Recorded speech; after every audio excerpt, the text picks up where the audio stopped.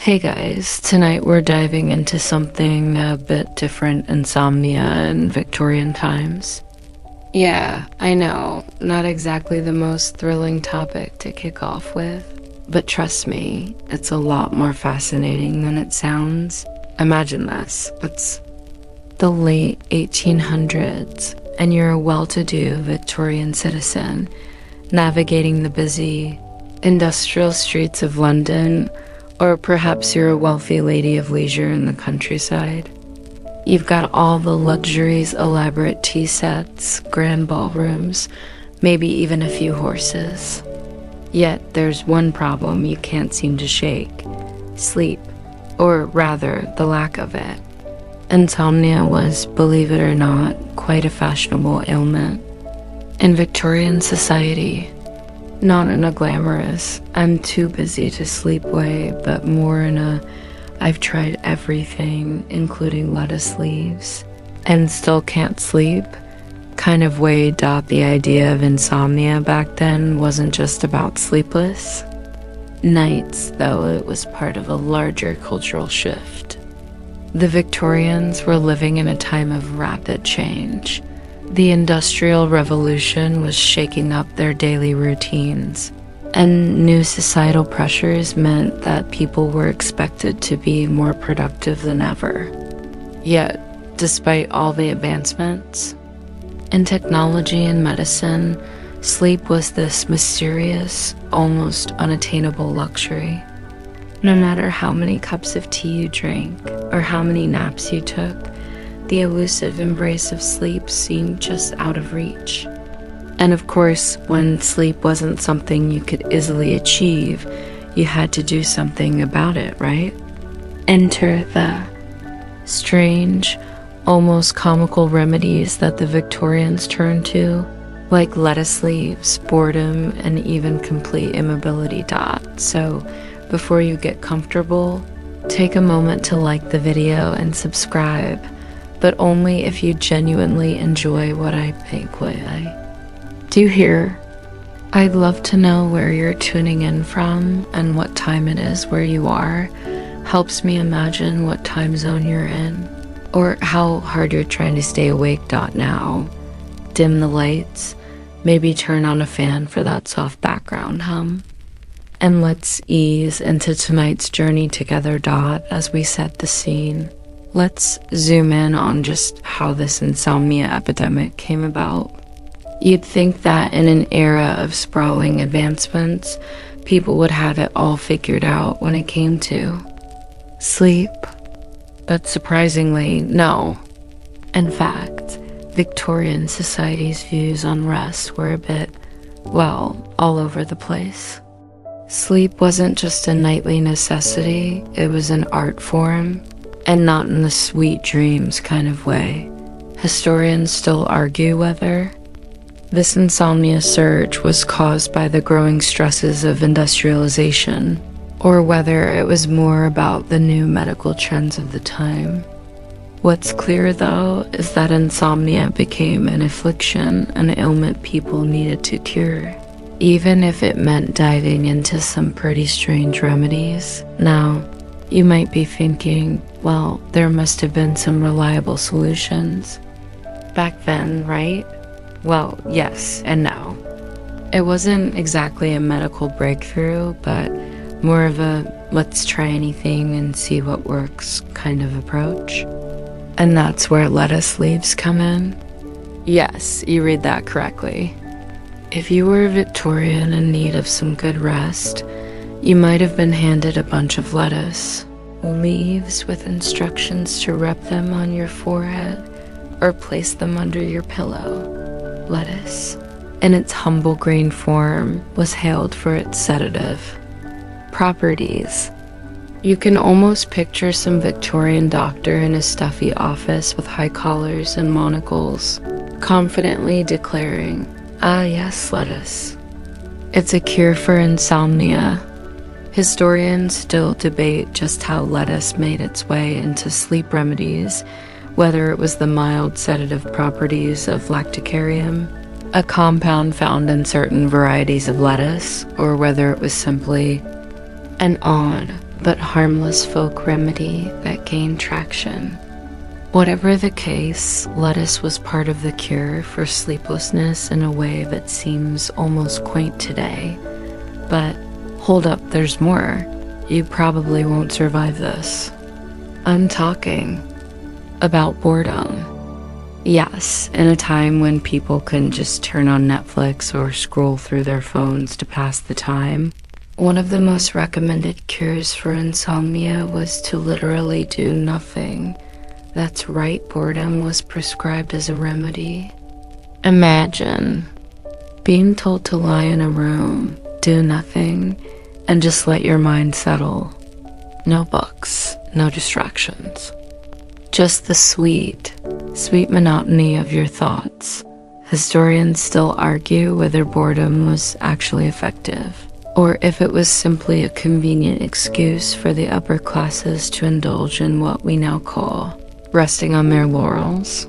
Some experts think it was about forcing the mind into a kind of relaxation where the lack of stimulation was supposed to allow the body to wind down. On the other hand, some claim it was just an incredibly boring way to spend an evening. After all, no one in the 21st century would voluntarily sit in a room and do nothing unless they were forced to. And even then, it would probably be a bit, well, boring. And yet, in the Victorian world of sleep disorders, doing nothing was seen as the solution to your insomnia woes. It was supposed to calm the nerves, clear the mind, and of course make sleep a more attainable goal. You can imagine the reaction from someone who had a busy day and just wanted to crawl into bed for some sweet, restorative rest. You want me to what? Stare at the walls for hours? But that's exactly what some of these insomnia remedies called. As absurd as it sounds, this was the mindset back then, when the struggle for sleep was very real, and doctors were only beginning to understand what it meant for our health. So let's take a moment to step back and think about the society that was dealing with insomnia in the first place. The Victorian era was, in many ways, a time of extreme industrialization, extreme social stratification, and extreme change. People were working longer hours than ever before in factories, or they were trying to keep up appearances, as part of the growing middle or upper class. So it's no surprise that sleep began to be viewed as more of a luxury than a natural necessity. Before the 19th century, sleep was something people usually took in two segments. It was normal to sleep for a few hours, wake up, and then get another stretch of sleep in the early morning hours. But as industrialization took hold, the strict routines of factory life and the rise of punctuality meant that more and more people started following a regular sleep cycle. With the invention of electric light, the day was extended, and people began staying up later. The result? Insomnia became a widespread issue, especially for those living in rapidly growing urban areas where the noise, pollution, and stress were overwhelming. Historians still argue whether the rise of insomnia was truly a consequence of industrialization or whether it was a result of growing medical and social awareness about sleep as a condition.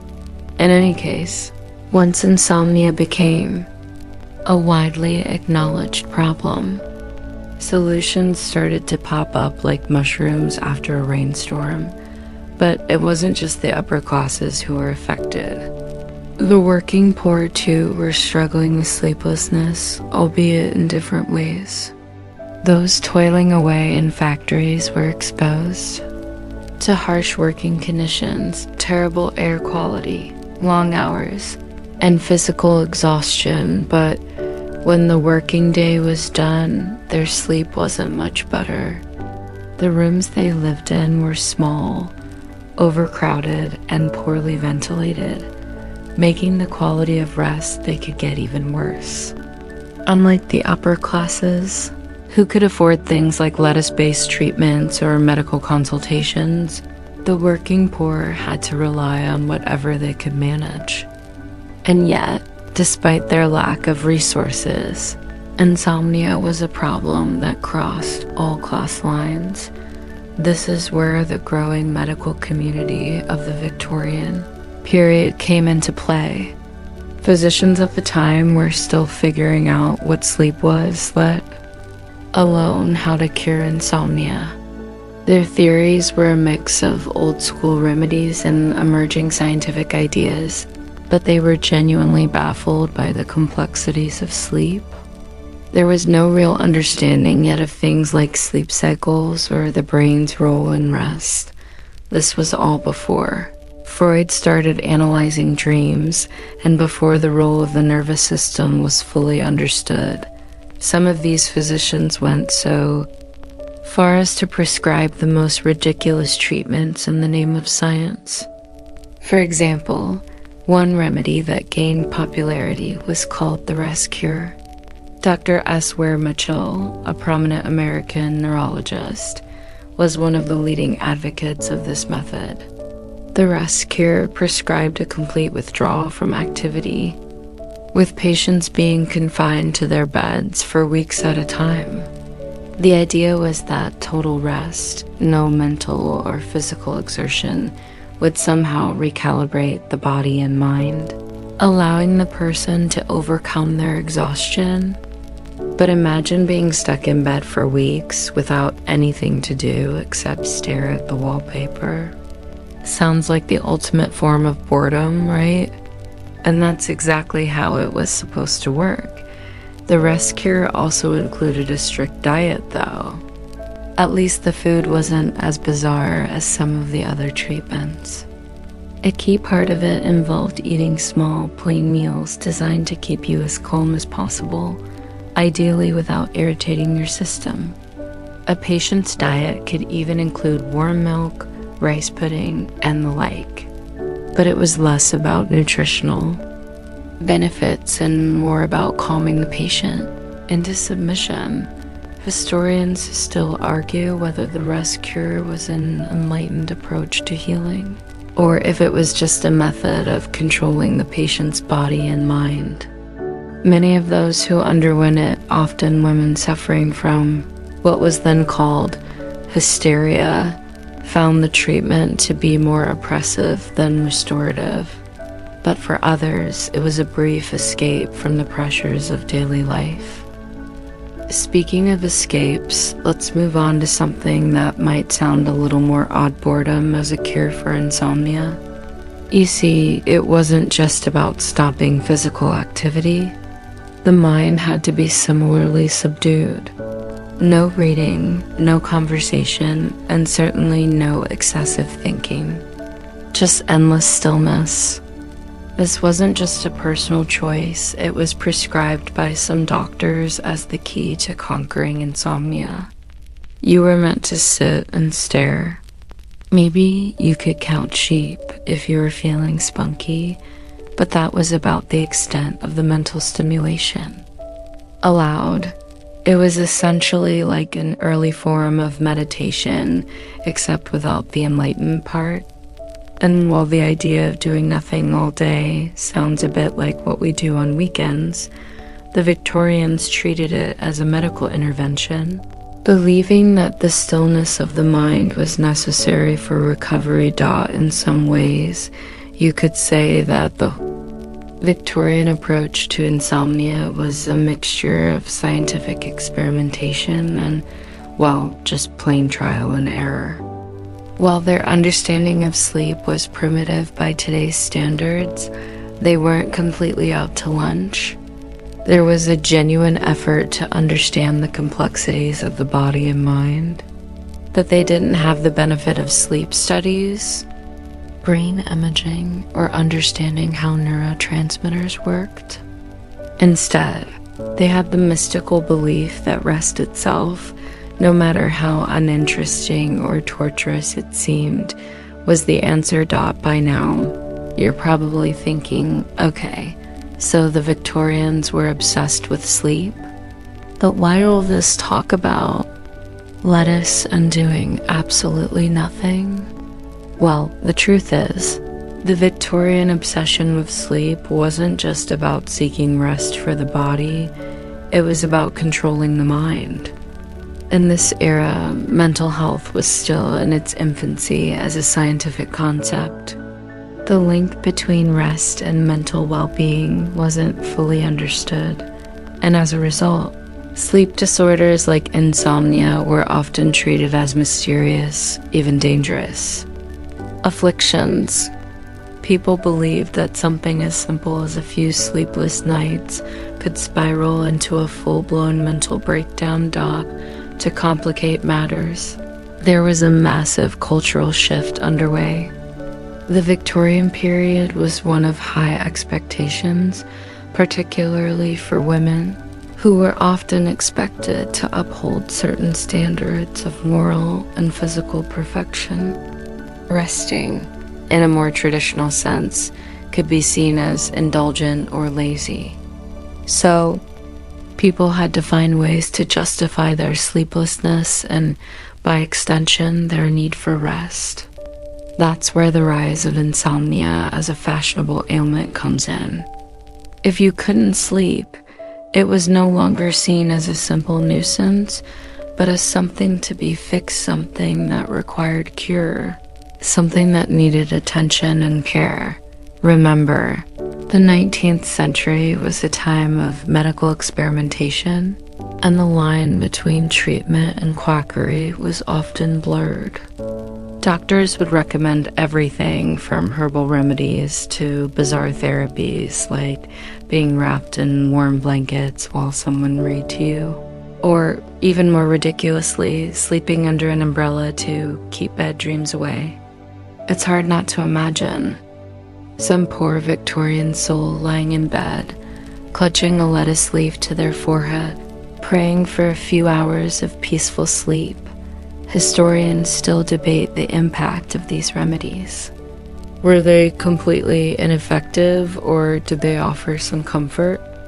Through the placebo effect, some researchers believe that the real cure wasn't necessarily the lettuce or the complete stillness, but the fact that patients felt they were being cared for, that someone recognized their struggle. That act of acknowledgement might have been just as therapeutic as any other treatment, as it provided some relief to the emotional stress of insomnia. In a time where mental health was rarely discussed with the seriousness it deserves, just having someone to listen to your complaints about sleep could have been a therapeutic act in itself. But let's not pretend that the treatment landscape was all doom and gloom. For those who were into the whole lettuce leaf over your eyes approach, there were herbal alternatives. Some Victorians turned to familiar calming herbs like lavender, valerian root, and chamomile, which are still used in natural sleep remedies today. Valerian root, for instance, was believed to have mild sedative properties, although research into its true effectiveness is still mixed. Lavender was a favorite of many, who would often infuse it in oils, baths, or even pillows, in the hopes that the fragrant scent would lull them into slumber. The idea was simple nature's medicine without the weirdness of lettuce. And while lavender-scented sleep aids have become mainstream today, back then, it was part of the Victorian search for rest, an aromatic pursuit that you could imagine. Sweeping through their tranquil countryside homes and bustling city apartments alike. But as quaint as it sounds, there were deeper issues at play. The Victorian approach to sleep often reflected broader societal attitudes about control, order, and productivity. Sleep wasn't just about physical rejuvenation, it was about regaining control of your body and mind. Many doctors and reformers viewed insomnia as a moral failing, and those who had trouble falling asleep were often seen as weak or unable to manage the stresses of daily life. The idea that you could simply lie in bed for weeks, immobilized and doing nothing, would have been seen as the ultimate indulgence, and yet, paradoxically, also a path toward healing. And here's the kicker: many of these treatments were aimed at women. During the Victorian era, insomnia was often framed as a female affliction. Women, especially those of the upper classes, were more likely to be prescribed the rest cure or similar therapies, while men often had more freedom to engage in active treatments or therapies. Women's nervous disorders, as they were often called, were frequently attributed to emotional instability, a lack of discipline, or an overactive imagination. Doctors believed that a period of isolation and rest would cure these supposed weaknesses. Of course, this kind of treatment ignored the possibility that the social pressures placed on women, particularly expectation to be constantly perfect, constantly prim, constantly productive, were likely contributing to their mental and emotional struggles. But that's a topic for another day.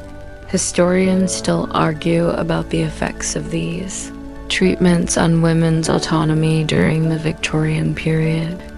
Were they empowered by the prescribed rest, or were they being subtly controlled by a system that placed more importance on their bodily health than their personal agency? That's a tricky question, one that scholars still debate today.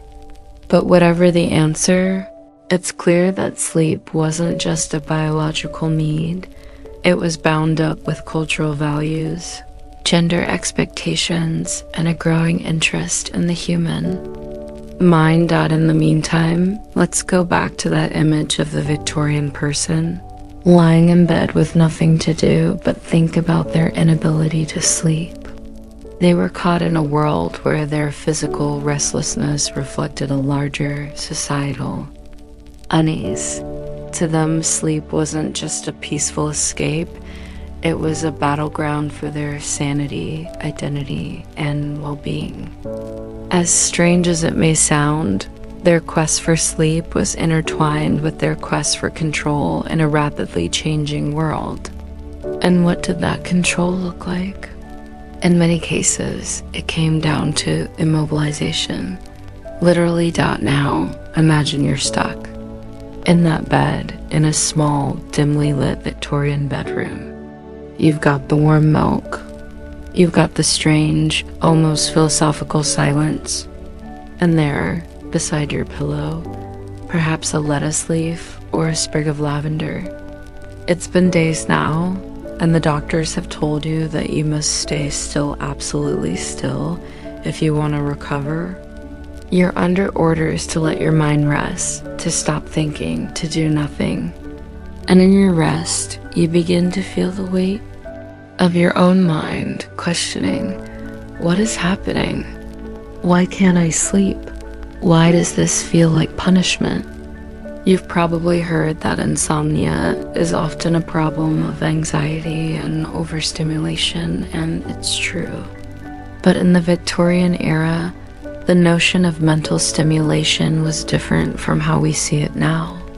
The Industrial Revolution was reshaping cities at a dizzying pace, and with it, the lives of ordinary people. The need to be productive, efficient, and punctual was so deeply ingrained in society that rest, particularly restful sleep, began to be viewed not just as an indulgence, but as a failure to conform to society's expectations. Insomnia was thus not just a physical condition, it was also a cultural affliction. Historians still debate whether the treatment of insomnia in the Victorian era was a response to overwork, or whether it reflected a larger fear of societal collapse. As more and more people moved to cities for factory work, the disconnection from nature, from the rhythms of rural life, became evident. People no longer woke with the sunrise or went to bed with the setting sun. The mechanized clocks that ruled. Factory life were beginning to dominate personal lives too. The pressure of constant movement, of ceaseless production, turned sleep into something of a luxury for the wealthy and an impossible goal for the working class. However, as strange as it sounds, some of the insomnia treatments of the time were actually an attempt to return to something simpler. Think of it like an overly ambitious version of today's wellness trends. The idea behind the rest cure was that one could regain control of their mind by disengaging from the frantic pace of life, by opting out of productivity altogether. Unfortunately, though, the prescribed rest was often so extreme that it led to the opposite of what was intended: greater agitation, depression, and even a sense of powerlessness. But let's get back to the lettuce, because it's really hard to resist. You're probably wondering, why lettuce? Well, it turns out that some doctors of the time believed that lettuce, particularly a variety known as ice lettuce or Lactuca sativa, had mild sedative properties. So, in the quest for sleep, it was often prescribed as a form of sleep-inducing therapy. Now, lettuce is obviously not a miracle sleep drug, but there's a reason people believed it worked. Ice lettuce was thought to have a calming effect on the nervous system, and it became one of the more tasteful options for those trying to cure insomnia. Interestingly, lettuce's mild sedative effects were likely linked to a compound known as lactucarium. This is a substance found in the plant sap, which has sedative and pain-relieving properties, though to what extent it could actually help with insomnia is up for debate. Even so, it became a symbol of the Victorian era's rather bizarre approach to medicine. It was calm and gentle, and that was what people needed in a world that seemed anything but. Historians are divided on whether these vegetable-based treatments were grounded in genuine medicinal knowledge or simply in the placebo effect. Some argue that the soothing power of lettuce was a result of the patient's belief in the cure, a theory supported by the growing field of suggestion and hypnosis during that period. If someone believed that a bowl of lettuce could make them sleep, perhaps the mind itself would fall into a more relaxed state, allowing the body to follow suit. After all, mind-body connections weren't fully understood back then. That the placebo effect was alive and well taught, it's worth noting that not all sleep remedies were as harmless or as fresh as lettuce. Some Victorian treatments were far stranger. For example, another treatment involved sleeping on the floor. This wasn't some sort of minimalist fad. Rather, it was thought that sleeping on a hard surface would help align the spine and encourage deeper sleep. Of course, that's probably the last thing you'd want to try if you were already sleep-deprived and uncomfortable. Imagine the appeal of a soft bed, only to be told that the floor was your ticket to a peaceful night's sleep. And yet, people followed these strange instructions, all in the name of getting some precious shut-eye. Other more eccentric treatments included bathing in various concoctions. Some doctors recommended baths in warm milk or brine, while others swore by concoctions made with lavender, rose petals, or even goose fat. These too were believed to have soothing effects. Whether the baths themselves worked, or whether it was the ritual of relaxation involved in preparing for them, remains unclear. But they were part of the broader trend in Victorian medicine. to treat insomnia with anything and everything that promised calm and tranquility. The sheer oddity of these treatments can make them sound almost comical today, but at the time, they represented a genuine effort to understand and alleviate a real problem. The Victorians didn't have the tools we have today, no modern understanding of the nervous system, no sleep studies, no ability to measure brainwaves. So they had to make do with what they had, experimenting with everything from lettuce to goose fat in search of a good night's sleep. And in a way, this experimentation helped lay the groundwork for what would become the modern study of sleep disorders. As ridiculous as some of the treatments were, they were an important part of a historical process that eventually led to a more nuanced understanding of sleep. Today, we know that insomnia can be caused by stress, anxiety, hormonal imbalances, or environmental factors, and we have effective treatments for those. But back then, the Victorians did the best they could, given the limited tools available to them. The fact that they sought to understand sleep and tried to fix it when it went wrong is something we can at least admire, even if their methods were, shall we say, unconventional. Now, let's pause for a moment and think about the sheer strangeness of it all. Picture yourself back in a Victorian drawing room, draped in heavy curtains, sitting by a fire while sipping on warm milk, preparing for yet another prescribed session of absolute stillness. But this time, instead of lettuce or lavender, you've been instructed to sit in complete silence, staring into the flickering flames. Your doctor's orders? Disengage from the outside world. Do absolutely nothing for a while. Perhaps even think of absolutely nothing. It sounds like the worst kind of punishment, doesn't it? Yet this was the prescribed treatment for the anxiety-riddled, sleep-deprived souls of the Victorian age.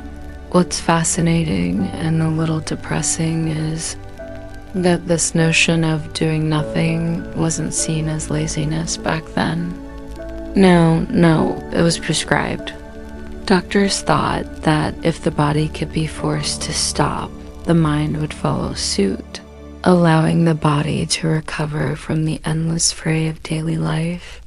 And so, the practice of idleness became a treatment. If you're having trouble visualizing it, just imagine being asked to shut off every ounce of stimulation in your life, with the explicit goal of recharging. We're talking complete isolation from anything that might raise your blood pressure, even the faintest hint of work. Here's where it gets even more ironic. The Victorians believed that this practice of sitting, still of essentially being bored, could restore balance. But as we all know, boredom tends to spiral. When people are forced into inactivity, their minds have a funny way of ramping up to fill the void. You've probably experienced this yourself, lying in bed with a million thoughts racing through your head as you try to fall asleep. Imagine that, but with no outlet to express yourself, no escape. It's no wonder that many of these treatments often led to heightened stress and frustration, making it harder for people to achieve the goal of rest. The human mind doesn't exactly thrive in a vacuum. Historians still debate whether this forced rest method worked for anyone at all. The evidence isn't exactly clear. On one hand, proponents of the method insisted that this quiet contemplation allowed patients to reconnect with themselves, to rediscover inner peace. But on the other hand, it's possible that the treatment caused more harm than good, exacerbating the very anxiety it was supposed to cure. It's a bit like telling someone with insomnia to simply stop thinking. Well, good luck with that. But let's not get too ahead of ourselves. There were, in fact, some who did find solace in these quiet periods. We often think of the Victorians as busy and constantly engaged, but they did place a high value on retreat and solitude. While society pushed individuals to be productive, the rest cure allowed people to step back and focus on personal reflection. For some, this focus on introspection might have been just what they needed. Being forced to do nothing provided the mental space to work through personal anxieties and pressures that had been building up for months, or even years. Another curious element to this whole doing nothing idea was the role of boredom. Today, we associate boredom with an uncomfortable emptiness, a void that we must fill with distractions or entertainment. But back in the Victorian era, boredom wasn't exactly viewed as a negative thing. Instead, it was a necessary part of mental rejuvenation, a way to break from the constant stimulation of everyday life. Imagine someone lying in a quiet room, unoccupied, with no phone or television to distract them. Their mind has no other choice but to wander, sometimes into strange or even unpleasant corners of thought. And that wandering, as strange as it sounds, was actually seen as part of the healing process. Think about it this way. In the 21st century, we're constantly bombarded with information, images, and stimuli. We live in a world where our attention is constantly being pulled in 1,000 different directions. In contrast, the Victorians found it necessary to simply unplug. So while their methods may seem nonsensical, they were an early attempt to balance the mind and body, to encourage mental detachment from the overwhelming noise of life. For the Victorians, the goal wasn't just to fall asleep, it was to find the quiet of the mind, to create space for stillness, for calm, to reset the internal clock, as it were. And in that, there's a certain elegance to their desperation. They were ahead of their time in recognizing that rest was a full-body experience, one that demanded a separation from the external world. In many ways, it's what we strive for today, though we probably don't turn to lettuce for it. But it's not as simple as merely lying down. It's about giving yourself permission to step away, to disconnect from the constant pressure to perform.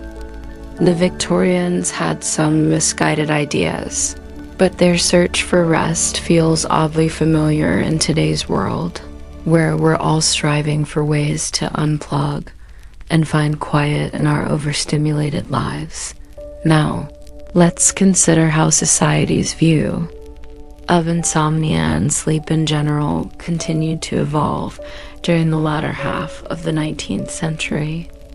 As more medical treatments, including drugs and sleep therapies, became available, doctors began to understand more about the brain's role in sleep disorders.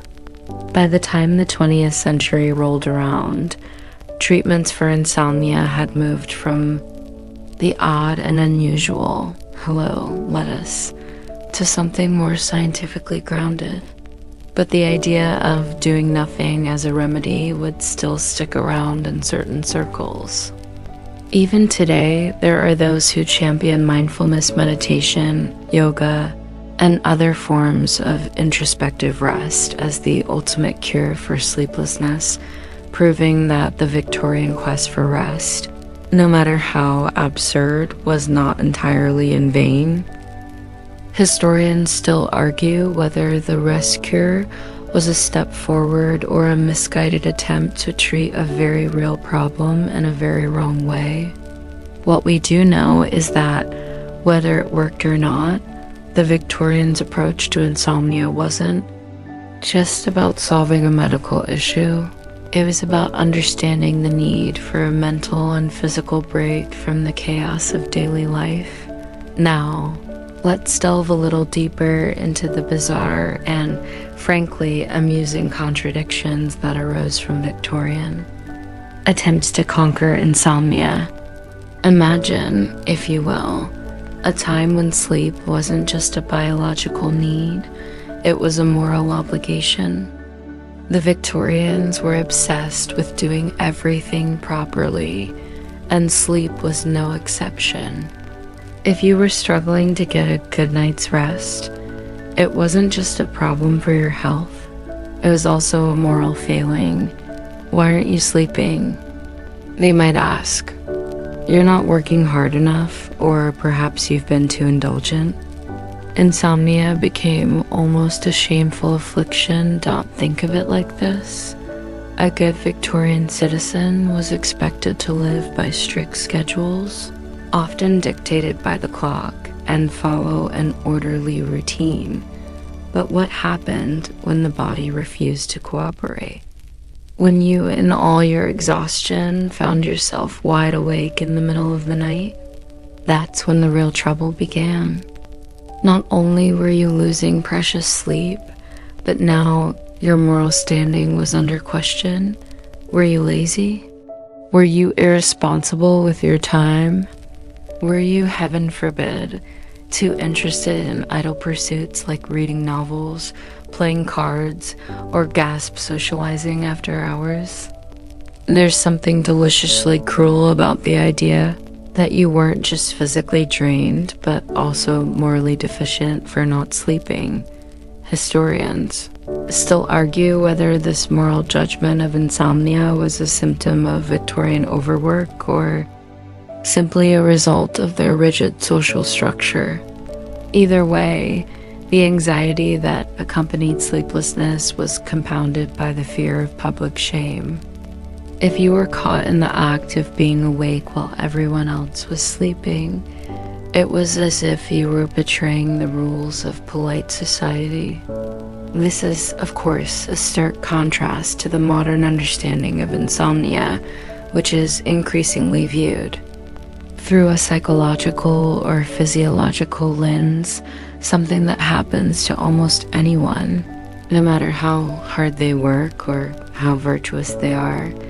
But let's move on to something even stranger: Victorian sleep diagnoses and treatments, which often veered into the territory of the absurd. To the Victorians, sleep was not just an unbroken stretch of hours where you closed your eyes and drifted off. No. Sleep was an intricate and highly regulated process requiring specific treatments, sometimes even specific furniture. One popular treatment was the use of sleeping tents, small, portable enclosures that allowed the patient to sleep in complete, undisturbed darkness. It's a little like those blackout sleep masks you can find today, but on a much grander scale. Historians still debate whether the sleeping tents were actually effective, or whether they were just another expression of Victorian eccentricity.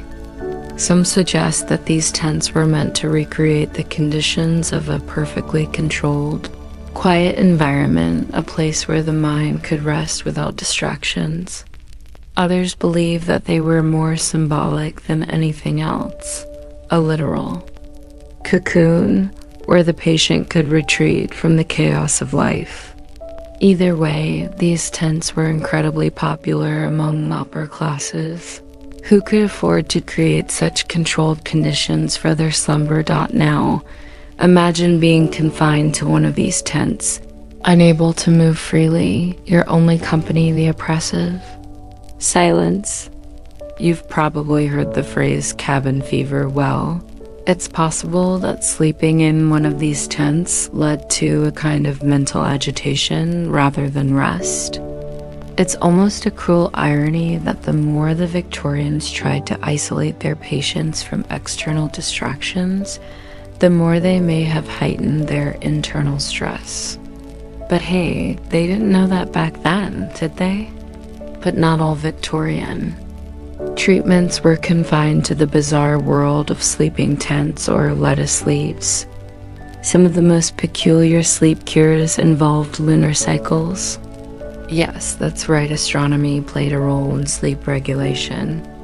You see, the Victorians believed that the phases of the moon had a profound effect on human behavior, and insomnia was no exception. There were actual sleep calendars which noted the phases of the moon, and many thought that you should only attempt to sleep or rest during certain lunar phases. Full moons? Not ideal. New moons? Much better for settling down. Some even swore by sleeping at specific times of day, believing that the moon's pull on the tides also influenced their bodies.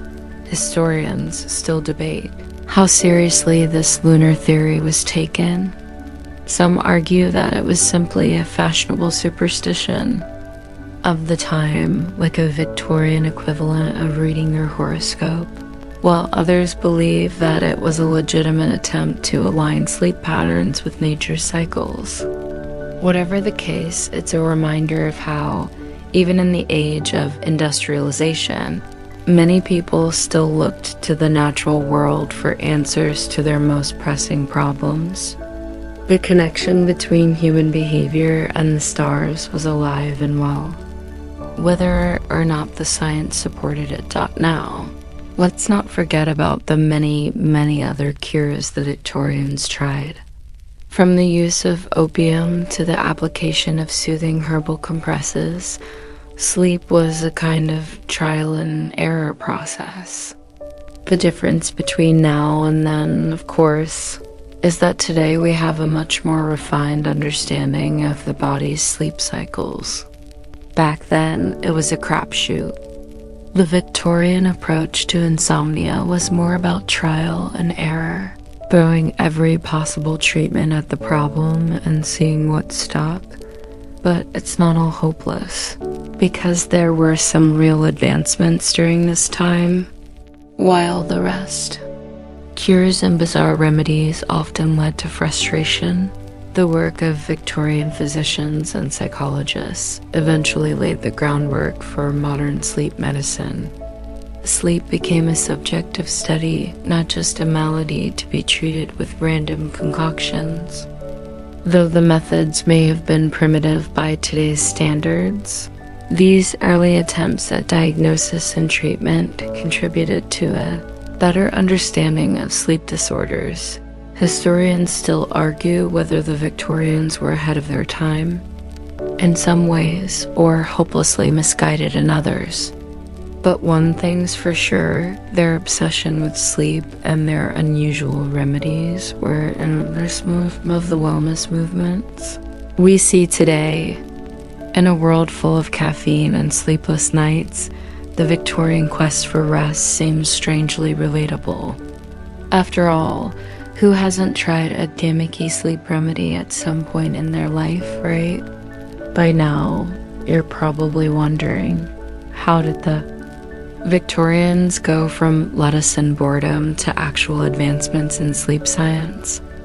It wasn't a smooth or direct path, let's just say that. The reality is that for all their strange, quirky remedies, they did make some important strides in understanding sleep, even if the treatments they came up with were sometimes more confusing than helpful. For example, one of the most significant developments during this period was the formal recognition of sleep disorders as legitimate medical conditions. Before the Victorian era, people with insomnia or other sleep problems were often just considered lazy, irresponsible, or weak. But the Victorians began to understand that sleep deprivation could have real, lasting consequences on a person's physical and mental health. It wasn't just something that happened to a few unlucky individuals. It was a symptom of a deeper, more complex issue. And so, the discussion around sleep became less about personal failure and more about understanding the body's needs. But here's the kicker. While the Victorians recognized sleep disorders as a medical issue, they still didn't quite have the tools to address them properly. Imagine being stuck in a time when your understanding of the human body was growing, but wasn't nearly as advanced as it is today. They had rudimentary ideas about the brain, and their knowledge of sleep cycles was limited.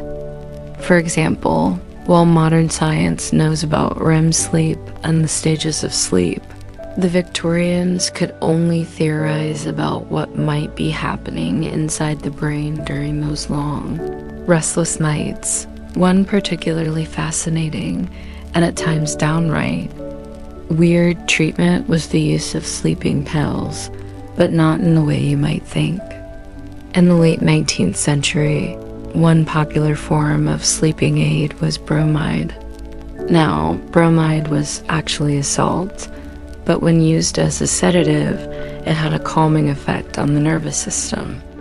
It was a go-to remedy for people who were struggling to sleep, and many doctors prescribed it liberally. Unfortunately, bromide had some unfortunate side effects, including at times causing mental confusion and extreme drowsiness the next day. It's a bit like trying to fix one problem and accidentally creating another. Historians still argue about whether bromides were a net benefit to the Victorians or a failed experiment in pharmacology. On one hand, it provided a temporary solution to sleeplessness, which was a major concern at the time. On the other hand, its side effects may have only added to the stress and confusion that insomnia sufferers were already dealing with. It's almost comical to think that a substance that was meant to help you sleep could leave you more foggy and tired than before. While bromides and other sleep aids like opium and morphine were widely used, the Victorians were also early pioneers in sleep hygiene, though they probably didn't use that term, of course. Sleep hygiene, as we understand it today, is all about creating the right environment for rest. Dim lighting, comfortable bedding, and quiet, calming surroundings. It's about developing a routine that encourages the body to wind down. The Victorians, especially those in the upper classes, paid a lot of attention to the setting of their sleep, including the design of their bedrooms and the use of calming rituals before bed. The idea was that the sleep environment played a significant role in how well you could rest. Take the upper crust Victorians, for example. Their homes were often equipped with luxurious bedrooms designed to promote optimal rest. The furniture was carefully chosen with specific attention to posture and comfort. The color of the walls, the softness of the bedding, and even the types of materials used were all considered to improve the chances of a restful night's sleep. Some even believed that the position of the bed in relation to the room could influence sleep quality. A bed placed in a wrong position might be seen as contributing to insomnia. So these individuals took great care to ensure their bedrooms were perfectly aligned with sleep-promoting energies. If it sounds a little superstitious, that's because it kind of was. But it's also an early form of what we would now call sleep science. Historians still argue whether these kinds of sleep rituals were truly beneficial, or just another form of Victorian obsession with control and order. But there's no denying that these early attempts at creating ideal sleep environments laid the foundation for modern sleep techniques. Today, we still talk about the importance of having a calm and organized space before bedtime, though we probably don't worry about the alignment of the stars quite as much as they did. Of course, we'd be remiss not to mention one of the most influential Victorian figures when it comes to sleep, Sir William Osler. often referred to as the father of modern medicine. While Osler didn't specifically focus on insomnia, his groundbreaking work in the field of medicine led to a deeper understanding of the body's need for rest. He emphasized the importance of good sleep hygiene and recognized the relationship between the body's rhythms and its need for recovery. It was Osler, in fact, who was one of the first to suggest that sleep wasn't just about physical rest, but also about mental rejuvenation. He advocated for the idea that sleep should be seen as a restorative process for both the body and the mind, and this idea would eventually influence later sleep medicine. But of course, even with Osler's contributions, the Victorian era was still a time of trial and error when it came to insomnia treatments. It was a mix of misguided remedies, some lasting improvements, and a lot of confusion about the nature of sleep. But the fact that the conversation around sleep had shifted so drastically by the late 19th century is something to be noted. It was a time of real transition, where sleep went from being a side note in medicine to a subject of serious study. Historians still argue whether the Victorian understanding of sleep was more backward than forward thinking, but one thing is clear. Their attempts to understand insomnia and other sleep disorders open the door for future generations to take a more nuanced, scientific approach to sleep medicine. Now that we've covered the more quaint aspects of Victorian sleep cures, lettuce, bromides, and sleeping tents, let's focus on what happened as the world moved into the 20th century. With the arrival of modern medicine and the Industrial Revolution in full swing, the conversation about sleep started to shift in some interesting and unexpected ways. Sure, the basic human need for rest remained the same, but society's approach to insomnia and its cures evolved rapidly. For one, the very idea of what constitutes restful sleep began to change. The Victorians had been obsessed with perfecting their sleep environments, but they were also obsessed with control, perhaps even to a fault. As the Industrial Revolution took off, there was a shift toward valuing efficiency over the meticulous regulation of every single aspect of life. People were no longer content with just a soft bed and a peaceful room. They wanted results, and they wanted them now. The advent of factory life meant strict schedules, late hours, and a drastic reduction in personal time. And with these changes came the realization that maybe, just maybe, the Victorians had been overthinking things. One of the earliest 20th century responses to insomnia came from the growing field of psychology. It was the time of Sigmund Freud, Carl Jung, and other revolutionary thinkers who sought to understand the mind in a way that hadn't been attempted before. And while sleep didn't get as much attention as some of their other theories, it started to show up in their writings. Freud, for example, often associated dreams with the unconscious mind, and he believed that analyzing one's dreams could reveal hidden truths about a person's anxieties and desires. To some, sleep became less about the physical act of resting and more about the complex web of psychological forces at play while you were unconscious. Historians still argue whether Freud's obsession with dream interpretation helped or hindered the field of sleep science. On one hand, it brought attention to the psychological components of sleep, but on the other hand, it often blurred the line between scientifically backed research and speculative fantasy. Either way, Freud's influence on the field of psychology made it clear that sleep and especially dreaming, was something that deserved more attention. It wasn't just about sleeping through the night. It was about understanding what happened when you closed your eyes and how that affected your waking life. Meanwhile, the emerging field of psychiatry began to develop its own theories about sleep. One major shift was the recognition of sleep disorders as something that needed more specialized treatment. No longer was insomnia simply a symptom of poor character or weak willpower.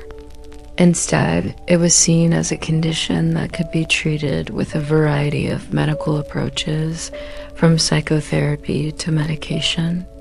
The 20th century saw the creation of the first modern sleep clinics, places where patients with chronic insomnia could go to seek help. This was a far cry from the Victorian approach, where many people simply suffered in silence, experimenting with any remedy they could get their hands on. But let's not get too carried away with all this talk of sophisticated treatments.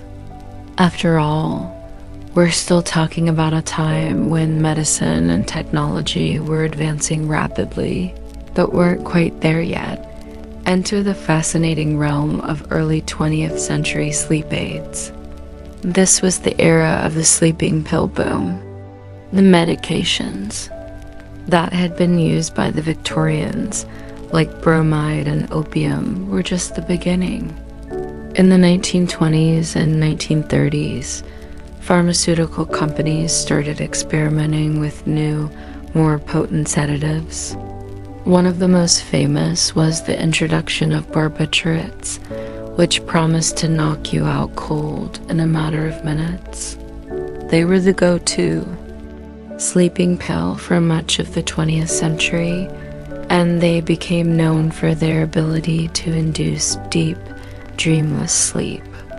However, much like the bromides of the Victorian era, barbiturates had their own set of issues, including addiction and dangerous side effects. Historians still debate whether the rise of these powerful sleeping pills was a step forward or regression.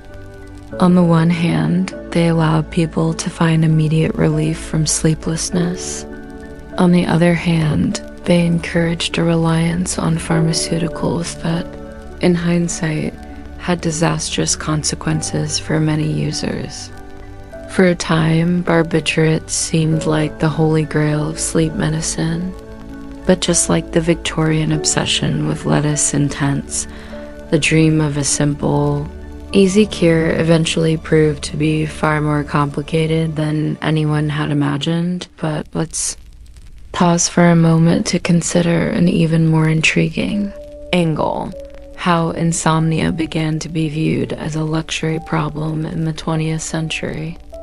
By the early 1900s, as people began to realize just how much the world was speeding up, insomnia was no longer seen as a moral failing or a simple physical issue. Instead, it started to be associated with affluence.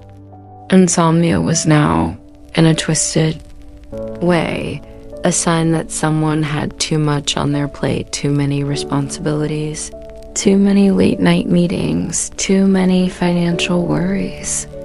In a world of ever-increasing industrialization and commercialization, insomnia was starting to look like the burden of the ambitious. This shift in perception opened up a whole new field of treatments. No longer was insomnia a problem to be solved by lettuce leaves or sleeping tents. Now, it was something that demanded attention and expertise. From relaxation techniques and therapy to expensive medical interventions. And let's not forget the growing wellness industry, which latched onto insomnia as another problem to be solved by products, gadgets, and strategies promising the perfect night's sleep. Historians still debate whether this commodification of sleep was inevitable, given the increasing reliance on consumer products for solutions to all of life's challenges. Today, insomnia is no longer just about the physical body resisting rest. It's an entire industry, one that offers everything from sleep apps and sound machines to expensive luxury mattresses and sleep consultations. It seems the quest for perfect sleep has only grown more complicated and more commercial as time has gone on. And as for the Victorians, well, they may have had their peculiar and sometimes misguided approaches to insomnia, but in many ways, they set the stage for the way we think about sleep today. They made sleep and the lack of it a matter of importance. And whether it was lettuce, lunar cycles, or bromide, their bizarre but earnest attempts at solving the problem of sleeplessness led us to a place where we now have a far better understanding of what's happening when we can't fall asleep. As we continue this journey through the tangled history of insomnia, we find ourselves moving toward the 21st century, where everything seems to change and yet remain the same. The Victorian approach to sleep might have been peculiar and frankly a bit comical at times, but it was rooted in the same basic human struggle we face today, trying to get enough rest in a world that constantly demands more. And in that sense, we haven't really progressed as much as we might like to believe. Sure, we now have apps that track our sleep cycles, smart mattresses that adjust to our body heat, and entire industries dedicated to sleep optimization, but the root cause of the problem often remains the same. We still can't sleep. The problem, of course, is multifaceted. Modern life is not exactly the picture of tranquility. We've exchanged the quiet, dimly lit bedrooms of the Victorians for blue-lit screens, constant notifications, and the pressure of achieving success. Insomnia is no longer just a random physical problem. It's now linked to the anxieties, stresses, and overstimulation of modern living. But in this brave new world, we still cling to some of the same remedies that our Victorian predecessors experimented with. And no, I'm not just talking about lettuce leaves and bromide. Take, for example, the growing trend of sleep hygiene. This idea is a direct descendant of those Victorian rituals I mentioned earlier, where creating the perfect environment was believed to be the key to sleep. But today, we've gotten a bit more sophisticated and also a bit more anxious. We've traded in lavender-scented sachets and well-arranged furniture for things like blackout curtains, temperature-controlled sheets, and specialized soundscapes designed to lull us into a deep sleep. The concept of sleep hygiene is solid, but somehow, it seems like the more we try to optimize our sleep, the more complicated and elusive it becomes. Historians still argue whether this focus on sleep optimization is part of a growing culture of perfectionism or a genuine advancement in our understanding of sleep. On one hand, these innovations have led to deeper insights into sleep disorders, including the development of treatments for conditions like sleep apnea and restless leg syndrome. On the other hand, it's hard not to notice how sleep has become just another thing we're expected to perfect. We now have gadgets that measure every minute of our sleep, giving us the data to compare ourselves to the perfect sleeper, the mythical creature that never wakes up in the middle of the night, never snoozes their alarm, and always gets that elusive 8 hours. And yet, sleep is still a mystery. Despite all the technological advances, we're no closer to fully understanding why we sleep, what exactly happens when we sleep, or how to make it easier for everyone to get restful, restorative sleep. In fact, as our understanding of sleep has advanced, so too has our anxiety about it. We now know that that sleep is crucial for mental and physical health, but knowing that only seems to increase the pressure to get it right. Perhaps the most dramatic shift in the modern era has been the rise of sleep therapy and cognitive behavioral treatments for insomnia. Gone are the days when doctors simply prescribed sleeping pills or bromide and hoped for the best. Now there's a growing field dedicated to using evidence-based therapies to help people with chronic insomnia. Cognitive behavioral therapy for insomnia, CBTI, is one of the most effective treatments today, focusing not on medication but on changing the thoughts and behaviors that contribute to poor sleep. The goal is to help people break the cycle of anxiety and worry that often accompanies insomnia. But despite the advances in treatment, the reality is that many of the psychological aspects of insomnia remain somewhat elusive. Some people find that even with therapy, their sleep struggles persist. It's a frustrating paradox. The more we know, the harder it seems to fix the problem. And for all the progress, it's hard not to feel that we're still stuck in that age-old cycle of trying to do sleep right instead of simply letting it happen. Of course, it's not just sleep therapists who are trying to fix this problem. Sleep technology has skyrocketed in the last decade. Smartwatches, fitness trackers, and even sleep apps promise to optimize our sleep patterns, track our sleep cycles, and even improve our quality of rest. There's a new wave of sleep gurus, some with PhD.S, others with questionable credentials, all telling us how to get the best possible sleep. There's even a booming industry of sleep coaches who will help you fine-tune every aspect of your nighttime routine, from the ideal bedtime to the perfect temperature for your room. Historians still argue whether this obsession with sleep gadgets and gurus is a natural progression or a symptom of modern over-consumerism. On the one hand, the tech industry's push to help us sleep is undoubtedly beneficial for some. Think of those with sleep apnea who can now use CPAP machines to improve their breathing at night. But on the other hand, there's something slightly dystopian about the fact that we now need an app, a gadget, or a coach to help us do something as fundamental as sleep.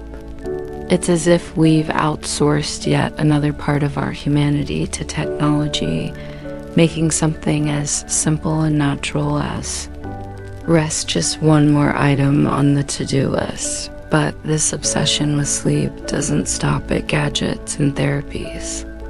Sleep itself has become a highly curated event. There's even a growing trend of sleep-focused wellness retreats. Imagine a weekend getaway where the sole purpose is to sleep deeply and rejuvenate your body. No work, no distractions, just sleep. You might have heard of these retreats, luxury resorts that offer a variety of sleep therapies, such as meditation, sound baths, and, yes, even letting you nap under carefully selected moonlight. For some, this sounds like a dream come true, while for others, it's a bit too much like the lettuce and boredom of the Victorian era, taken to an extreme.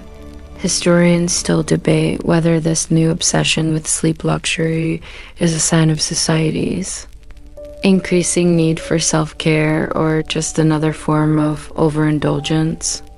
Either way, it's clear that the quest for perfect sleep is not going away anytime soon.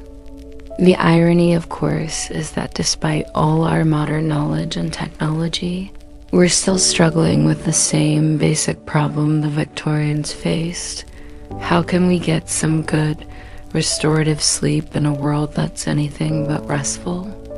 As we continue, it's important to step back for a moment and reflect on how the story of insomnia, stretching all the way from Victorian times to today, has unfolded. What's remarkable is that no matter how far we've come, the experience of sleeplessness hasn't changed much. You're still lying awake in bed, staring at the ceiling, your mind racing with thoughts that refuse to slow down. The cure, it turns out, isn't just about what you do to try to fall asleep. It's about what you do to stop trying so hard to sleep. But let's not get ahead of ourselves just yet.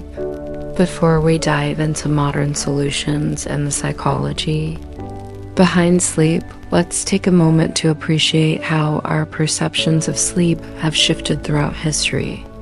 After all, insomnia has never been just a physical ailment. It's always been a social, cultural, and even moral issue. In the Victorian era, sleeplessness was often framed as a character flaw. If you couldn't sleep, it meant something was wrong with you.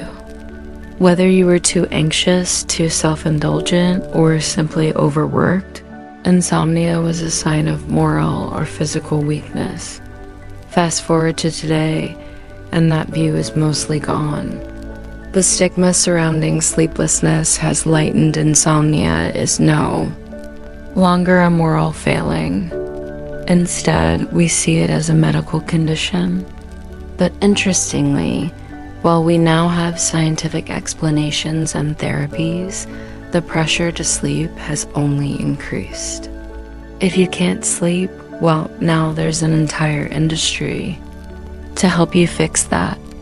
Instead of being labeled weak or lazy, people who struggle with sleep are now viewed as victims of a chronic condition that demands attention. We now talk about sleep as something we need to optimize, and the concept of sleep hygiene has become as ubiquitous as brushing your teeth. Historians still argue whether this shift from moral failing to medical condition is a sign of progress or merely a reflection of a culture obsessed with self-improvement. On one hand, making insomnia a medical issue has led to significant advancements in treatment and understanding. Cognitive behavioral therapy for insomnia, CBTI, and other psychological interventions have provided real, lasting relief for many. But on the other hand, the very act of medicalizing a condition may be another way of framing sleep as a thing to be perfected, much like how we approach every aspect of our lives in the modern world. But here's where things get particularly interesting. Despite all the focus on sleep optimization, there's a growing movement advocating for the acceptance of not sleeping perfectly. You heard that right. There's a school of thought that says maybe we're trying too hard. With all of the sleep data we now have, all the gadgets and guides, perhaps we've become too focused on the quantity of sleep rather than the quality. As it turns out, a little insomnia here and there isn't necessarily a bad thing. A restless night can sometimes be exactly what your body needs, perhaps even a sign that your brain is working through important issues. In fact, some modern sleep specialists advocate for a less rigid approach to sleep. Rather than focusing on a fixed sleep schedule or obsessing over every minute of your slumber, they suggest that simply letting go of the need to control your sleep could actually help improve it. This idea, known as the paradoxical intention theory, was first proposed by the sleep psychologist Dr. Peter Horry. He suggested that one of the reasons we can't sleep is because we're so focused on trying to make it happen. So he flipped the script. Try to stay awake. When you stop worrying about your inability to sleep, your body may naturally find its way into rest. Historians still debate whether this relaxed approach to sleep, born out of modern psychology, is truly effective, or just another example of people seeking the easiest possible path to a good night's rest. But in any case, it's a far cry from the rigid, perfectionist approaches we've seen in the past, like the Victorian era's obsession with exact routines and controlled environments. Perhaps as the world has gotten faster, our relationship to sleep has actually become simpler. No longer do we need the fancy tents, lettuce remedies, or bromides. Maybe, just maybe, we need to take a step back and relax. Yet, in the 21st century, we're still drowning in advice. We're still told to avoid screens, to have the perfect mattress, to meditate, to control the temperature of our rooms. And while these suggestions can certainly help, it's hard not to feel overwhelmed by the pressure. We're told to optimize every part of our lives. Why should sleep be any different? But in doing so, we may be overcomplicating what should be a natural, restorative process.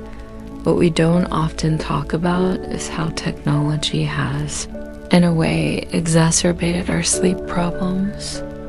While the invention of the electric light and the digital age has given us many conveniences, it's also made it harder for our brains to switch off at night.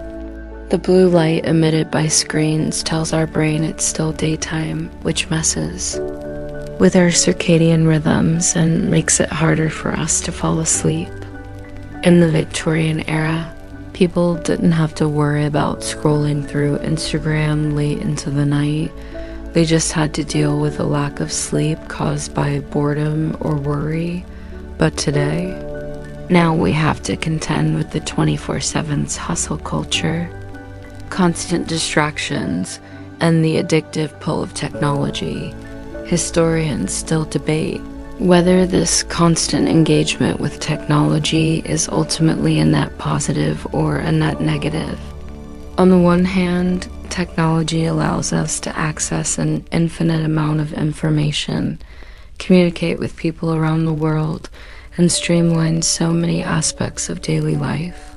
But on the other hand, it has also created an environment where we're never truly disconnected, where we're always plugged in and always on. Is it any wonder then that sleep has become such a complex problem? In the midst of all this technological progress, it's worth taking a moment to appreciate the irony. The more we try to optimize sleep, the more elusive it seems to become. In fact, despite all our gadgets, apps, and expert advice, many of you still find ourselves lying awake at 3 a.m., wondering if we'll ever get a good night's rest. And in that sense, the modern struggle with insomnia isn't all that different from the struggles of the Victorians.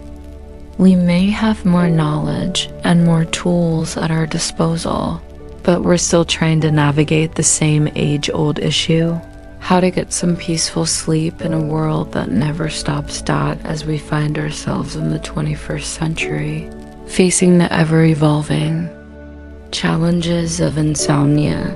It's curious to note how our historical remedies have shifted.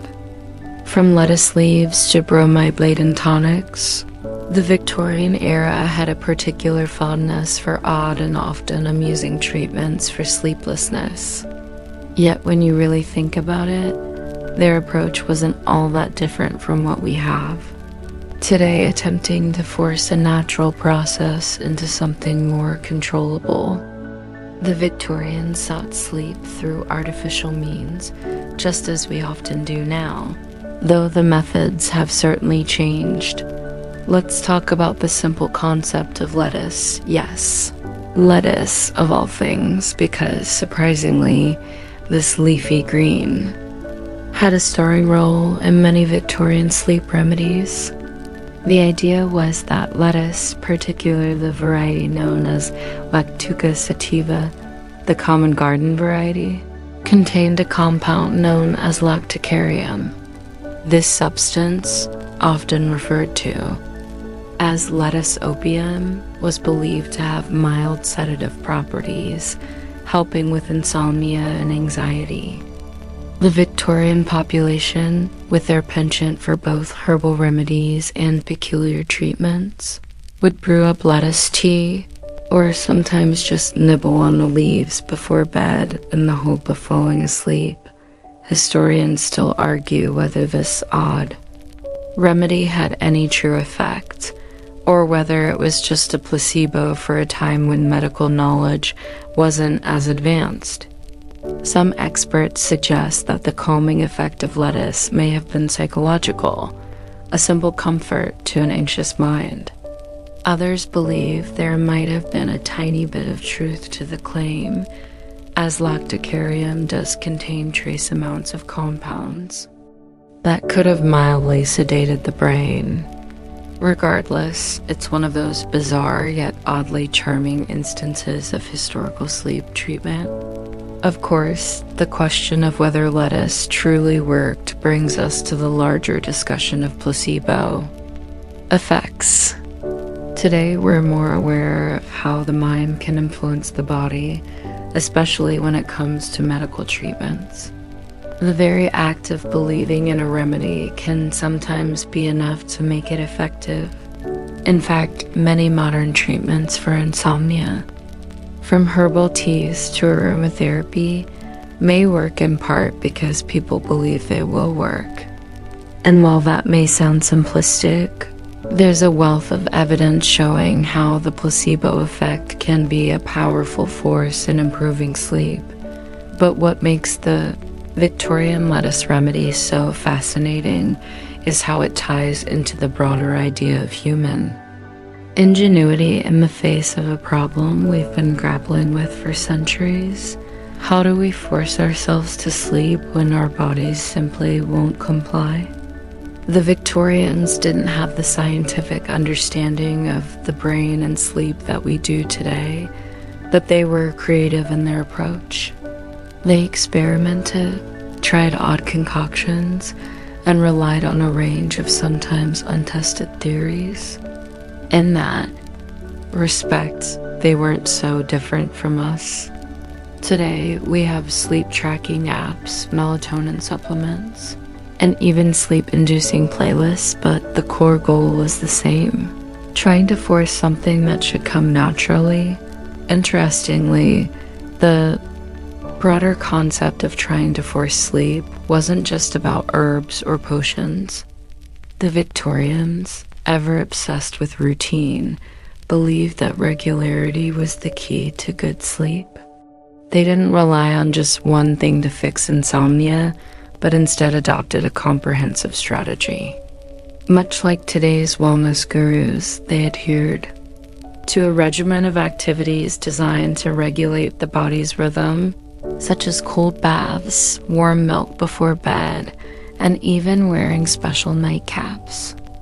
This obsession with routine was seen as a direct remedy for what they considered restless sleep. But does this idea of routine still hold up in today's world of constant distractions and overstimulation? In theory, sleep hygiene remains a key factor in achieving restful sleep.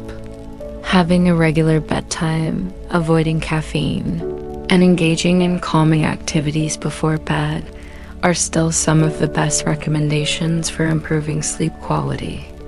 However, as we've discussed before, the modern world has evolved in a way that makes following these routines increasingly difficult.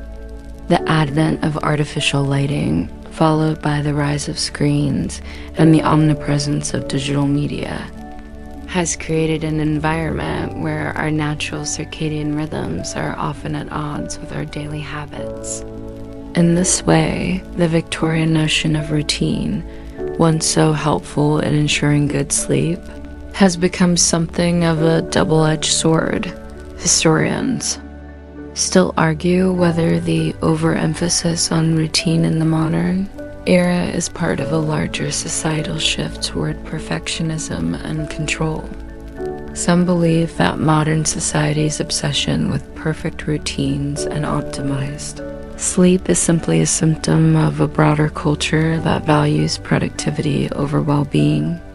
But others point out that in the absence of a clear solution to insomnia, following routines might be one of the few reliable ways we can help our bodies return to natural rhythms. And this isn't to say that modern remedies are inherently flawed, just that they, like their Victorian predecessors, are often a balancing act between science and superstition.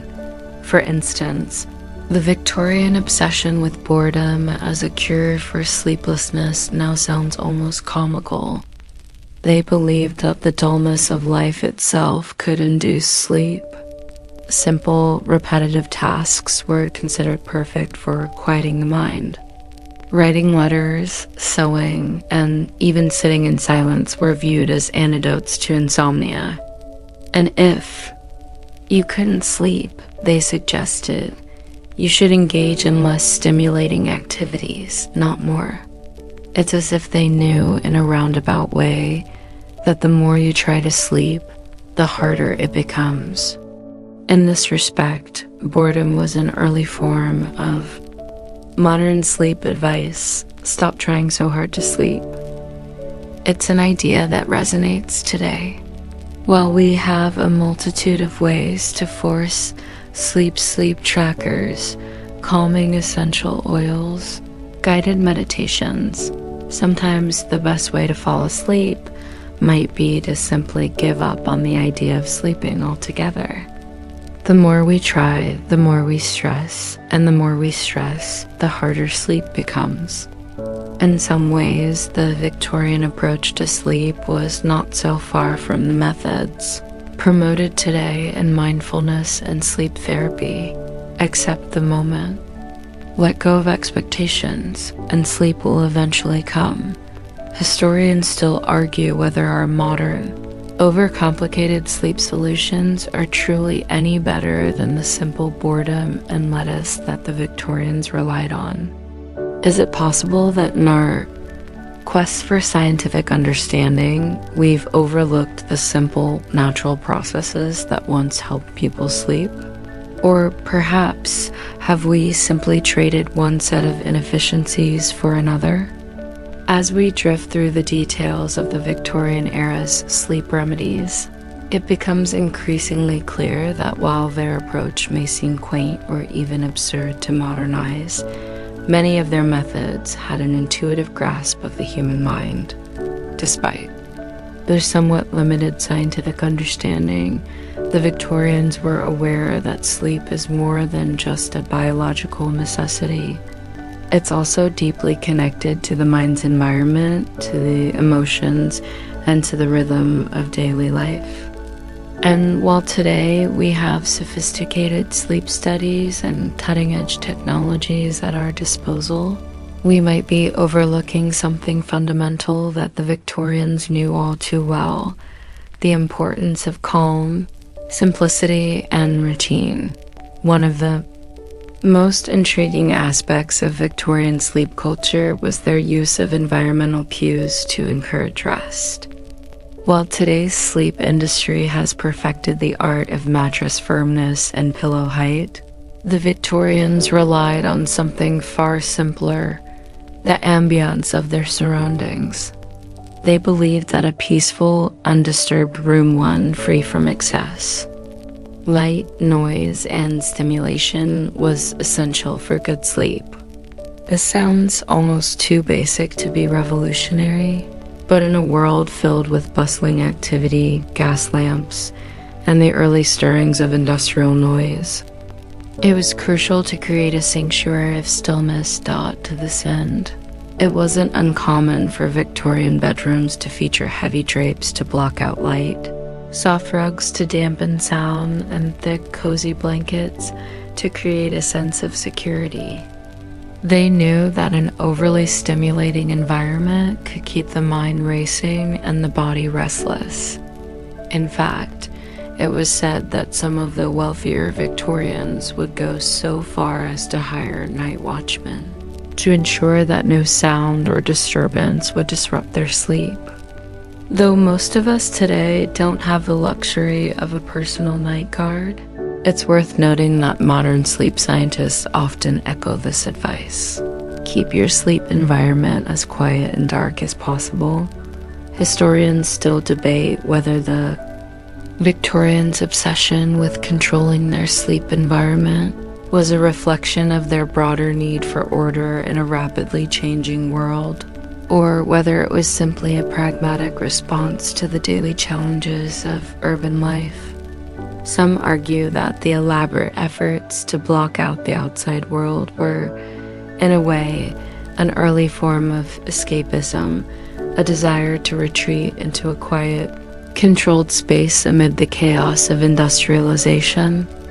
Others point out that their attention to these environmental details may have been a symptom of a much deeper understanding of human nature. The idea that a restful environment fosters a restful mind. Today, we might find the Victorian bedroom decor a little over the top. Who really needs a night watchman, after all? But the heart of their approach, a quiet, calming space for sleep, still holds true. In fact, it's something that modern sleep studies have reiterated time and time again. Creating the right sleep environment is one of the simplest, yet most powerful, ways to improve your chances of a good night's rest. However, there's a curious paradox here.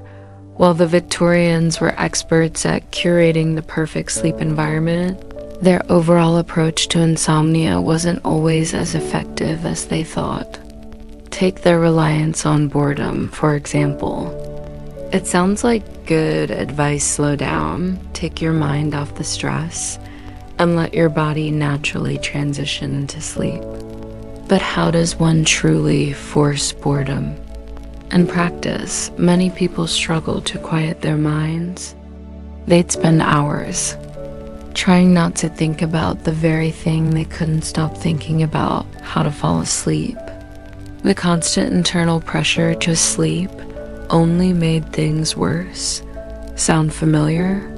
This paradox is something that still exists in today's world. Modern sleep methods often emphasize creating the ideal sleep environment, avoiding stimulation, and maintaining a regular routine. But in the age of constant connectivity, those same methods sometimes feel less effective. We may go to bed in the perfect environment, temperature controlled, blackout curtains, noise machines, and still find ourselves unable to turn off.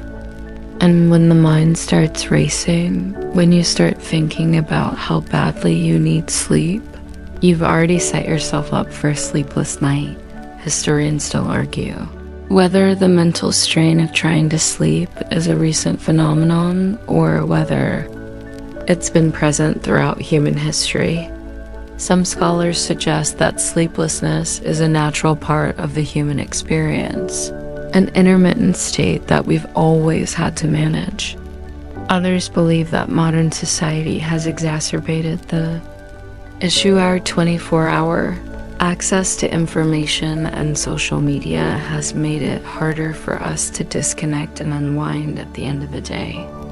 The Victorians didn't have Facebook or Twitter, but they did have a world full of pressures, both personal and societal, that undoubtedly kept their minds racing. In the context of today's world, where we're constantly bombarded by notifications, news cycles, and the never-ending demand for productivity, the Victorian solution of simplicity and quiet might sound like the perfect antidote.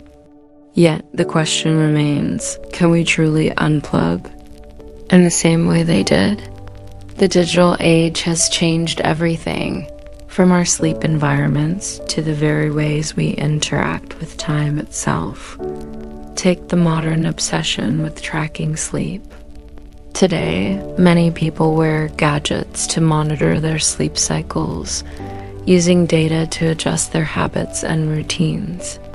The idea is that if we can just understand exactly what's happening during our sleep, we can fix it. And yet, This pursuit of optimization, which mirrors the Victorian obsession with routine and perfection, can sometimes make things worse. The more we focus on our sleep, the more we analyze it, the more we interfere with the natural flow of rest. Historians still argue whether sleep tracking is a helpful tool for modern insomniacs or just another way to exacerbate the issue. Some experts believe that the obsession with data can actually contribute to sleep anxiety, causing people to overthink their rest and become even more frustrated by the process. Much like the Victorians, who believed that too much attention to sleep could disrupt its natural course, some modern experts argue that the best way to sleep is often to stop trying so hard. The paradox is clear. Just as the Victorians tried to perfect their sleep through artificial means, we've done the same, though with different tools. And in both cases, the ultimate lesson might be the same. Perhaps it's not about controlling every aspect of sleep, but rather allowing it to unfold naturally. Maybe the real cure for insomnia is accepting that sleep is something you can't force, and that sometimes the harder you try, the further it slips away. Let's return to the curious Victorian fondness for odd contraptions that were believed to encourage sleep. If you've ever seen one of those old-timey sleep aids, you might have wondered just how on earth they were supposed to help anyone rest. Yet for all their strangeness, these devices reveal much about the era's fascination with scientific intervention in everyday life. In a period where life was changing faster than ever before, people were desperate to find solutions to what they perceived as the overwhelming problem of sleeplessness. And so, they created some truly bizarre inventions. One such device was the sleeping mask, which, rather than just blocking out light like our modern versions, came with all sorts of extra features. Some included soft metal or leather straps meant to retrain the user's sleeping position, while others boasted built-in calming features like faint vibrations or cooling sensations. Imagine wearing something that looks like it belongs on the set of a 1920s sci-fi movie, all in the hopes of catching a few hours of rest. But here's the kicker. Some of these contraptions were claimed to have scientific backing. Certain sleep masks were sold with the promise of aligning your nervous system by simply wearing them at night. People were told that wearing the right sleep mask would restore their body's natural rhythm, cure insomnia, and even alleviate anxiety. No medications required. Of course, the effectiveness of these devices remains highly questionable. Today, we know that while sleep masks are generally effective at blocking light, they probably won't recalibrate your nervous system, no matter how fancy the straps look. Historians still argue whether these contraptions were a product of true scientific inquiry or simply a reflection of the Victorian obsession with mechanization and technological solutions. On one hand, the period was rich with breakthroughs in science, from electricity to early industrial machinery. The Victorian mind, always seeking to harness the natural world and bend it to human needs, saw sleep as just another process that could be optimized with the right tool. On the other hand, some argue that these devices were little more than well-crafted gimmicks, aimed at a public desperate for any solution to their restlessness. And yet, much like today's market for sleep aids, they found a willing audience. If you've ever tried the latest sleep gadget or app, whether it's a sound machine, a weighted blanket, or a mattress that promises to adapt to your sleep patterns, you'll recognize a bit of the same impulse at play. We're still looking for that elusive, perfect sleep solution. And just as the Victorians bought into their array of eccentric sleep devices, we too find ourselves enticed by the next shiny object that promises to cure our insomnia. Interestingly, some of the sleep aids we see today still reflect Victorian principles, even though the technologies have evolved significantly. Take, for instance, the weighted blanket.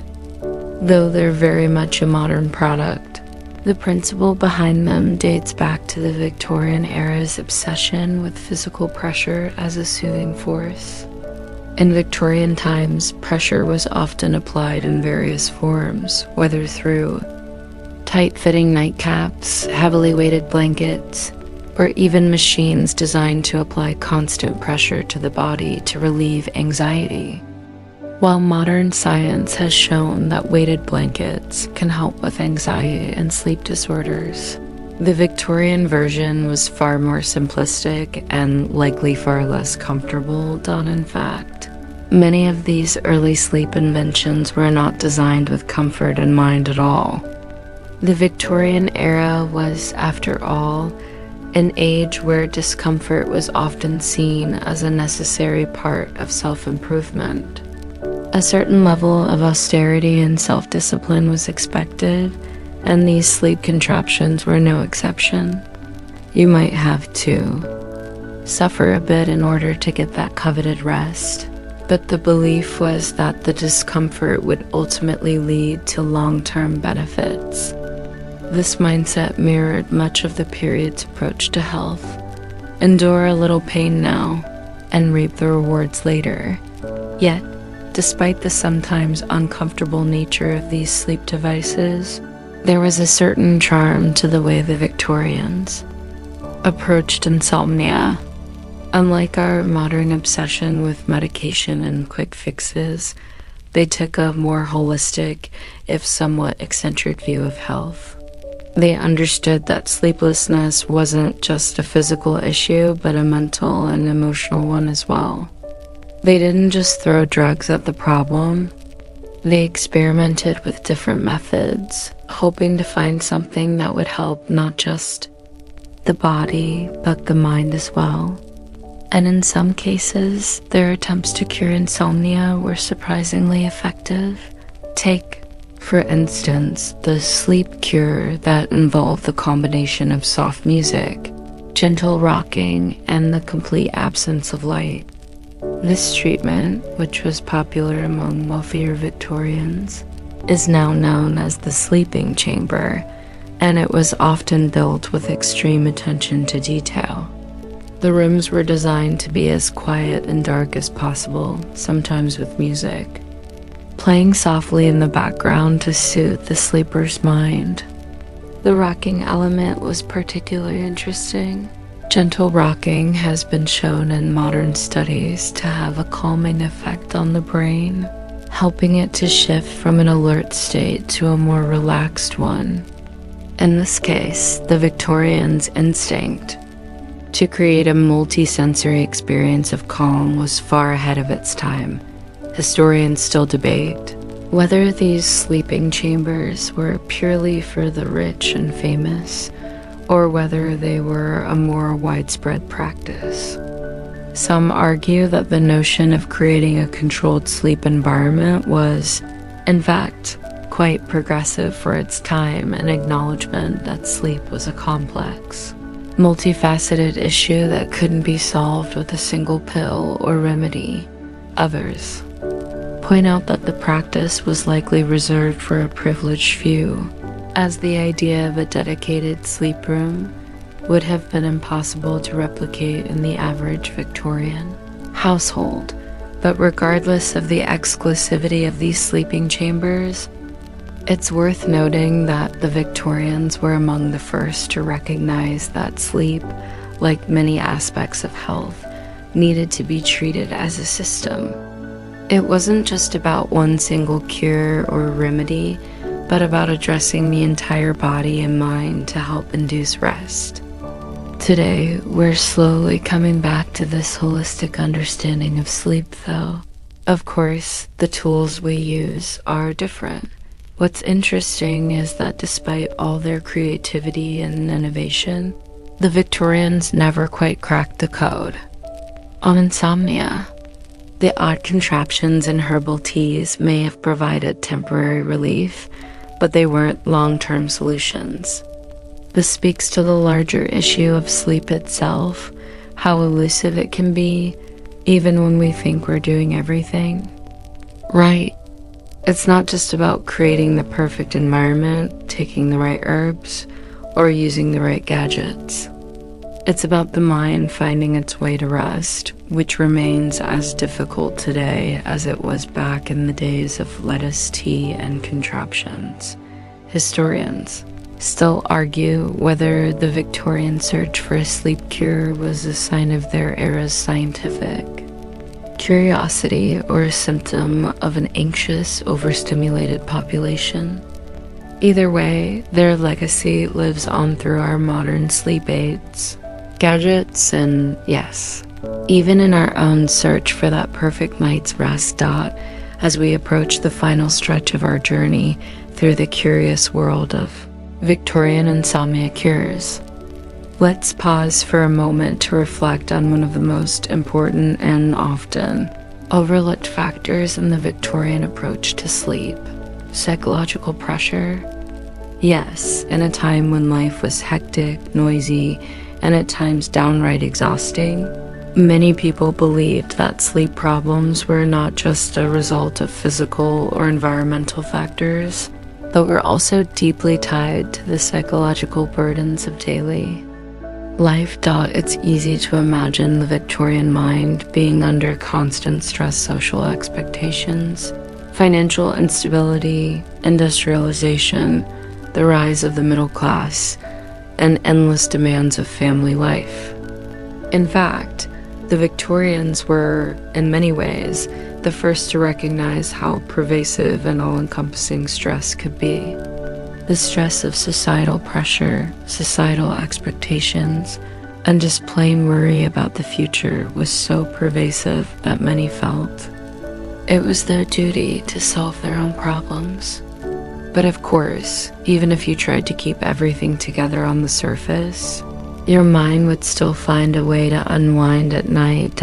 In many ways, this emotional and mental tension found its way into the very solutions that were designed to cure insomnia. We think about the rise of self-help literature during the Victorian era. Books that promised to cure insomnia by guiding you through specific mental exercises or offering advice on how to relax your mind were hugely popular. They encouraged the idea that if you simply trained your brain to let go of the day's worries, you could sleep more soundly.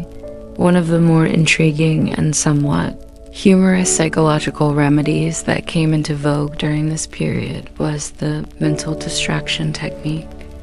Essentially, the theory was that if you couldn't fall asleep, you should keep your mind busy with something utterly boring, like mentally counting backwards from 1,000, or recalling the details of a random subject in such tedious detail that your mind would eventually give up and slip into sleep. Historians still debate whether this approach worked, or if it was just another example of the era's growing obsession with mental discipline. The key argument is that while the mental distraction technique worked for some, it likely had little effect on those suffering from deeper psychological or emotional issues. In fact, many sleep experts today argue that mental techniques that require intense concentration can have the opposite effect, causing further agitation and anxiety. But this did not deter the Victorians, who were enthusiastic proponents of the idea that the mind could and should be trained to perform as the body was trained. Interestingly, while modern medicine often emphasizes pharmaceutical intervention or cognitive behavioral therapy for insomnia, some psychologists today still advocate for a version of the mental distraction technique, although they probably suggest something a little less grating than counting backwards from 1,000. Many modern techniques involve engaging the mind in a relaxing activity, such as deep breathing exercises, guided meditation, or progressive muscle relaxation, all designed to focus the mind on something calming instead of the stress of trying to fall asleep. And yet, let's not forget the Victorian obsession with food when it came to sleep. Their herbal remedies and tonics were often just as curious as the gadgets they developed. Many of their sleep-inducing potions were based on ingredients that seem almost laughable today. For instance, lettuce, yes, you read that right, was commonly believed to have sedative properties. Lettuce, which contains a substance called lacticarium, was often turned into a tincture and consumed before bedtime as a natural sleep aid. At the time, the effects of lacticarium were largely misunderstood, and while it's true that certain compounds in lettuce have a mild calming effect, the Victorian belief that a leafy vegetable could lull someone into deep sleep seems a bit, well, optimistic. Still, it's clear that the Victorians were onto something when it came to the connection between diet and sleep. Today, researchers know that certain foods can help promote sleep, such as those rich in tryptophan, like turkey, magnesium, or melatonin found in cherries. But in the Victorian world, lettuce was their go-to leafy green for inducing slumber. Historians still argue whether these early food-based remedies were a serious attempt at solving insomnia or merely another example of the Victorians' penchant for natural, if sometimes misguided, healing practices. Some point out that, like modern herbalists, Victorians believed in the power of natural ingredients, even if they didn't always fully understand how or why they worked. And while we've come a long way in understanding the chemistry behind sleep, some modern sleep aids like chamomile tea or valerian root are still rooted in that same Victorian mindset, even if their effectiveness is still debated. But of course, no conversation about Victorian insomnia. Remedies would be complete without touching on their almost obsessive quest for routine. While it might sound like a relatively simple solution to today's sleep problems, the Victorians took the idea of routine to a whole new level. They believed that sleep wasn't just a random act of the body. It was a regulated process governed by a strict set of rules and rituals. This included everything from the time you went to bed, to the temperature of your room, to the kinds of clothes you wore, and even to the food you ate. There was a certain charm to this obsessive desire for control. In a world that was rapidly changing, where the rules of society were constantly shifting, the Victorians turned to routine as a way to impose order on their lives. And for many, this method seemed to work. In fact, sleep hygiene, as we know it today, has its roots in these Victorian practices, things like going to bed and waking up at the same time every day, limiting exposure to stimulating substances before bedtime, and creating a calm, peaceful sleep environment. Historians still debate whether this obsessive focus on routine was part of the Victorians' broader moral discipline, where every part of life was regulated for optimal self-improvement, or whether it was simply a necessary strategy for surviving the pressures of a rapidly modernizing world. Either way, it's clear that their emphasis on consistency paved the way for much of the sleep advice we hear today. Now, as we come to the end of our journey through the strange and fascinating world of Victorian insomnia cures, let's take a Step back and reflect on just how far we've come in our understanding of sleep, and how, in some ways, we haven't changed all that much at all. When you think about the Victorian era, it's easy to imagine an age of rigid customs, an era of high collars and even higher expectations. But as we've seen, behind those starched shirts and corsets was a population of people trying, often in bizarre and inventive ways, to navigate the complex world of sleep. Whether it was lettuce-based tinctures, elaborate sleep machines, or oddly specific mental exercises, the Victorians were always looking for ways to fix their sleeplessness.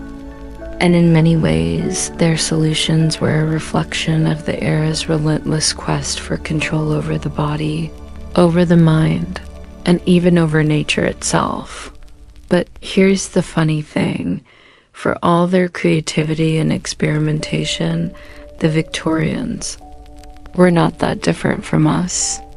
Just like us, they struggled with the same things: a desire for a good night's rest, the pressure of daily life, and the nagging feeling that no matter how many sleep aids they tried, the elusive perfect night of sleep remained just out of reach. The solutions they came up with, though amusing, odd, and sometimes downright silly, speak to a deep-seated human need: the desire to understand and control something as mysterious as sleep. Today, we live in a world of high-tech sleep gadgets, meditation apps, and sleep tracking devices that promise to optimize our rest. We've traded in the lettuce tinctures for melatonin supplements and the rockers for sleep cycles. Yet, despite all our advances, the very nature of sleep remains just as elusive as it was in the 19th century. No matter how many products we buy or methods we try, the science of sleep is still filled with gaps. And much like the Victorians, we continue to search for ways to make sense of the one thing that eludes us every night: how to get that perfect, undisturbed rest. Interestingly, there's a certain comfort in knowing that the struggles of insomnia are not unique to our time. While we may have better technology, the fundamental experience of lying awake, restless, and searching for a solution is as old as time itself. The medications have changed, the gadgets have evolved, but the mind and body's desire for rest remain essentially the same. As we close tonight's journey through history, it's important to remember that while the Victorians might have been obsessed with the wrong remedies, they were also among the first to truly acknowledge the complexity of sleep. Their experiments, no matter how strange or misguided, were part of the early steps in a long journey toward better understanding the delicate process that is sleep. So, as you settle into your bed tonight, perhaps think about the generations before you, the people who counted backward from 1,000, drank lettuce juice, or wore peculiar sleep masks, all in pursuit of a peaceful night. And while their solutions may seem quaint or laughable, their struggle to find sleep was, in a way, not that different from your own. Now, as you close your eyes and relax into the comfort of your own bed, think of the long history that brought you here, and how, in the end, sleep remains one of life's greatest mysteries. Even with all our knowledge and technology, sleep, after all, is as much about letting go of control as it is about gaining it. And as the centuries have shown us, we're all just trying to figure out how to surrender to that process.